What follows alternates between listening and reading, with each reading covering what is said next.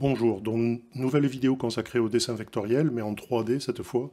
D'ailleurs, je pense qu'en 3D, on parlera plutôt de modélisation que de dessin. Alors, comme en 2D, il existe deux familles de logiciels qui permettent de faire de la modélisation 3D. Certains de ces logiciels sont plutôt destinés aux techniciens et d'autres plutôt destinés aux artistes. Dans cette dernière catégorie, on peut citer Blender, qui est une solution libre, qui est assez largement utilisée, qui est une solution vraiment intéressante. Et nous pouvons nous poser exactement la même question que celle que nous nous étions posées à propos de Inkscape en 2 dimensions. Est-il pertinent d'utiliser un logiciel comme Blender pour réaliser des modélisations techniques, destinées par exemple à une imprimante 3D? Alors cette vidéo se propose simplement d'apporter quelques éléments de réponse à cette question. Blender est un logiciel que j'ai regardé pour préparer cette vidéo, mais que j'ai quand même très peu utilisé.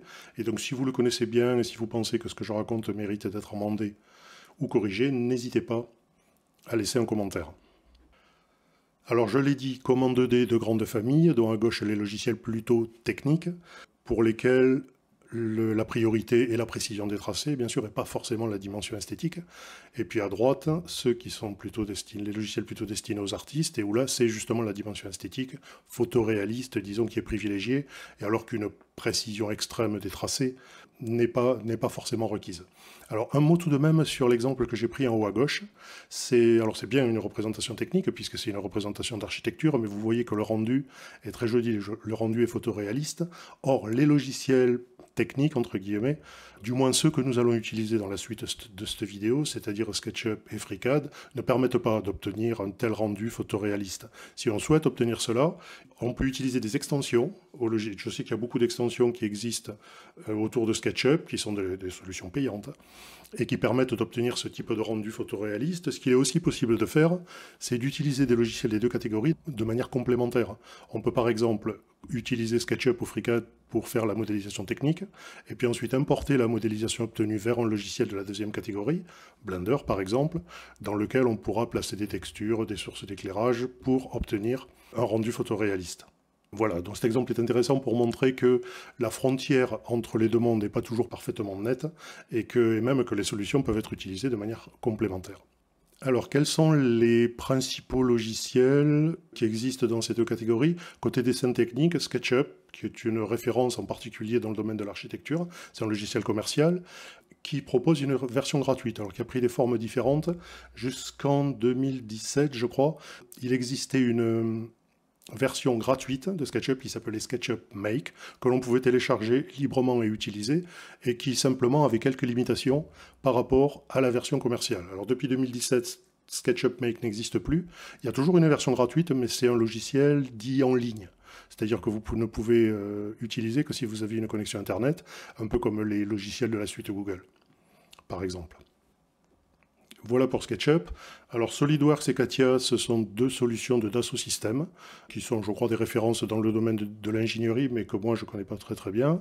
Et on peut citer un logiciel du monde libre qui est FreeCAD, qui est un logiciel intéressant parce qu'il permet de faire de la modélisation paramétrique. C'est un terme sur lequel je reviendrai un peu plus loin dans cette vidéo. Pour terminer sur la partie DAO, on peut peut-être citer AutoCAD aussi, qui est une référence en 2D, mais qui maintenant permet de faire de la 3D, donc j'aurais pu aussi le placer dans cette liste. Pour les logiciels, disons, destinés aux artistes, la référence est probablement Maya, c'est édité par Autodesk, comme AutoCAD. 3ds Max, 3D Studio Max, qui est aussi édité par Autodesk. Alors je ne sais pas dans quelle mesure les solutions sont complémentaires ou se marchent un peu sur les pieds, je ne sais pas, je ne les connais pas très bien. Et dans le monde libre, Blender, qui est une solution de référence aussi quand même. Alors dans la suite de cette vidéo, les trois logiciels que nous allons utiliser sont SketchUp dans la version SketchUp Make, c'est-à-dire la version gratuite de 2017, que j'ai conservée, donc que je peux toujours utiliser. Nous allons utiliser FreeCAD dans sa dernière version, et pour la partie de droite, Blender. Bien, alors comme en 2D, nous allons nous intéresser tout d'abord à la gestion des dimensions, des mesures, des cotations dans les trois outils. Alors nous allons surtout nous intéresser à Blender dans un premier temps, puisque vous le verrez dans le petit exercice que nous ferons tout à l'heure. Dans SketchUp et FreeCAD, au fur et à mesure que vous modélisez, vous rentrez beaucoup d'informations de cotation, vous les rentrez toutes en fait. Et donc, la question se pose, disons, un petit peu moins, puisque dans Blender, par contre, ce n'est pas toujours le cas. Donc voici l'interface de Blender. Quelques généralités. Tout d'abord, vous voyez en bas à droite quelle est la version que nous utilisons, dans la 3.6.1. C'est la dernière version, je crois, au moment où j'enregistre cette vidéo. Et puis alors, je voudrais dire un mot sur les modules complémentaires qui sont livrés avec le package standard de SketchUp. Vous n'avez rien à télécharger de plus. Vous pouvez par contre télécharger aussi d'autres modules complémentaires qui ne sont pas dans cette liste. Mais ceux-là sont installés avec le package standard. Vous voyez que la plupart ne sont pas activés. Certains le sont par défaut, c'est pas moi qui ai fait le choix de les activer. Tous les autres, vous pouvez les activer si vous le souhaitez. Alors, je vais m'intéresser maintenant à un add-on qui est tout à fait en fin de liste. Voilà, Screencast Keys. Alors celui-là n'était pas activé par défaut, je l'ai fait. Donc vous allez voir, cet add-on est assez intéressant pour faire des présentations de ce type. Alors une fois que vous l'avez activé, si vous affichez la sidebar, vous voyez qu'un onglet complémentaire apparaît, Screencast Keys, que vous pouvez choisir d'activer en cliquant ici. Et vous voyez qu'à ce moment-là, un petit symbole de souris apparaît en bas à gauche de mon écran, et lorsque je clique, vous voyez les touches correspondantes mises en évidence. Voilà, ça devrait faciliter, même si je conçois qu'il soit un peu compliqué de tout suivre en même temps. Un mot sur les unités. Vous vous souvenez peut-être que dans Inkscape, les unités étaient choisies pour chaque document. Ben ici, finalement, c'est un peu pareil. C'est au niveau de ce qu'on appelle dans Blender une scène que les choix d'unités pourront être faits. Les paramètres de la scène sont ici. Et vous voyez que voilà, vous avez un pavé unité dans lequel l'unité de longueur par défaut, par exemple, c'est le mètre, mais vous pouvez passer en centimètres, c'est d'ailleurs ce que nous allons faire. Alors quand vous lancez Blender, vous voyez également qu'il y a une forme qui est créée par défaut, c'est un cube. Un simple cube que vous pouvez supprimer, bien sûr, hein, si vous voulez créer autre chose, mais que nous, on va utiliser comme forme de base. Alors dans Blender, on parle plutôt de mesh, qu'on peut traduire par maillage. Bon, moi, je vais utiliser le terme forme. Et si les dimensions de la forme sélectionnée vous intéressent, vous pouvez afficher le sidebar, que vous pouvez aussi afficher en utilisant le raccourci N, et dans les informations item, ici, vous avez un certain nombre d'informations de localisation et de dimensionnement de la forme sélectionnée. C'est ce que nous allons regarder maintenant. Location, le premier, ce sont les coordonnées X, Y et Z du centre de votre forme. Ici, le centre du cube est à l'origine du repère, dans l'intersection des trois axes, dont tout est à 0. Vous avez des informations de rotation qui sont à 0 là aussi. Vous avez des informations d'échelle sur lesquelles je vais revenir, et vous avez des dimensions de votre forme selon les trois axes, qui ici, le cube est créé par défaut avec une dimension de 2 mètres. Cette notion de dimension ici ressemble un peu à ce que nous avions dans Inkscape, les dimensions du rectangle englobant, si vous vous souvenez. Ces dimensions ici semblent ressembler à ce qu'on pourrait appeler un parallélépipède englobant de la forme. Donc ici, c'est un simple cube, dont le parallélépipède, c'est le cube lui-même, et donc vous avez les dimensions du cube. Si vous vous souvenez, dans Inkscape, dès qu'on imprimait une rotation à la forme, ce que je fais ici avec le cube, les dimensions étaient perdues, puisque le rectangle englobant avait toujours ses côtés parallèles aux axes, et donc le rectangle englobant ne coïncidait plus avec le rectangle décrit, et donc on perdait toutes les dimensions et on n'avait pas d'information d'angle. Ici, vous voyez que le cube fait toujours ses dimensions de son côté de 2 mètres. Tout se passe un peu comme si la boîte englobante suivait l'objet, si vous voulez, et vous avez en plus des informations d'angle que nous n'avions pas dans Inkscape. Voilà, donc vous voyez, les choses sont un peu différentes, mais ce sont bien quand même les dimensions de la boîte englobante. Si on modélise une sphère, par exemple, que je vais déplacer, voilà, ma sphère est ici, et vous voyez que là, maintenant, c'est ma sphère qui est sélectionnée. Vous avez la position de son centre, comme je l'ai décalé, maintenant il est valorisé, pas de position d'angle, une échelle, j'y reviendrai encore une fois, et des dimensions x, y, z qui sont bien le cube englobant de cette sphère, puisque j'ai 3 dimensions à 2 mètres, ce qui signifie en réalité que le diamètre de la sphère est de 2 mètres et donc son rayon d'1 mètre. Alors je vais supprimer cette sphère, et revenons sur notre cube. Alors quelles sont les autres informations de dimension que je peux avoir?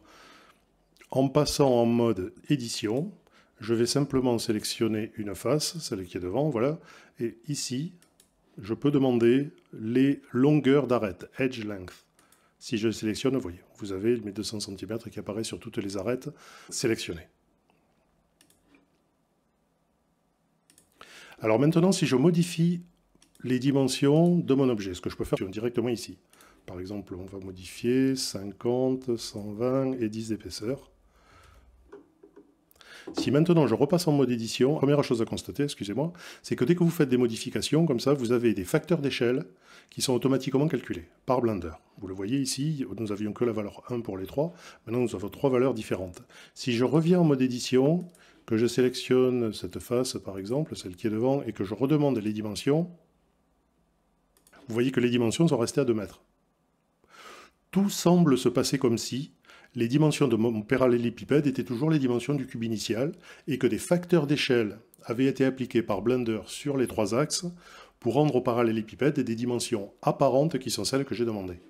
C'est un fonctionnement qui est un peu curieux, mais il semble bien que cela fonctionne comme ça. Et alors si je suis sur mon parallélépipède maintenant et que je fais l'action suivante, CTRL-A, et vous avez ici une fonction scale qui applique à l'objet toutes les transformations qui ont été faites, qui les applique à ces données réelles. Si je choisis de faire ça, vous voyez que les échelles sont valorisées à 1, mais par contre les dimensions restent mes dimensions modifiées. Et si maintenant je repasse en mode édition et que je redemande mes longueurs d'arête, elles sont déjà demandées, vous voyez que là elles sont bonnes. Voilà. Alors c'est un fonctionnement qui est un peu étonnant. Moi je vous livre là ce que j'ai constaté.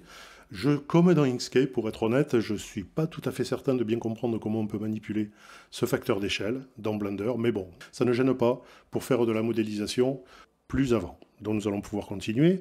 Je vais rester en mode édition pour montrer un nouvel outil qui est ici, qui est l'outil mesure, qui permet de prendre des mesures entre 2 points sur votre objet.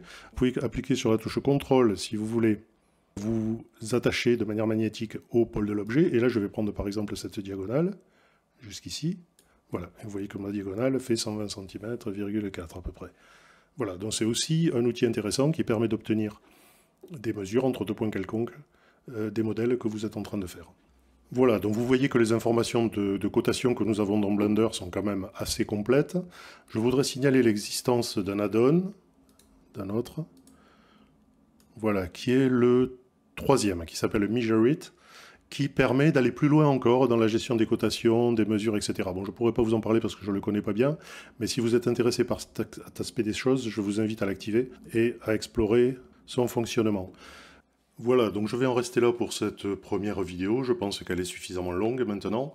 Dans une prochaine vidéo, je vous proposerai, comme nous l'avions fait en 2D, un exercice de modélisation extrêmement simple, mais qui nous permettra d'observer les principes de modélisation, les principes de fonctionnement des 3 applications que sont donc SketchUp, FreeCAD et Blender. Voilà, j'espère que cette vidéo vous aura intéressé et je vous souhaite une bonne route.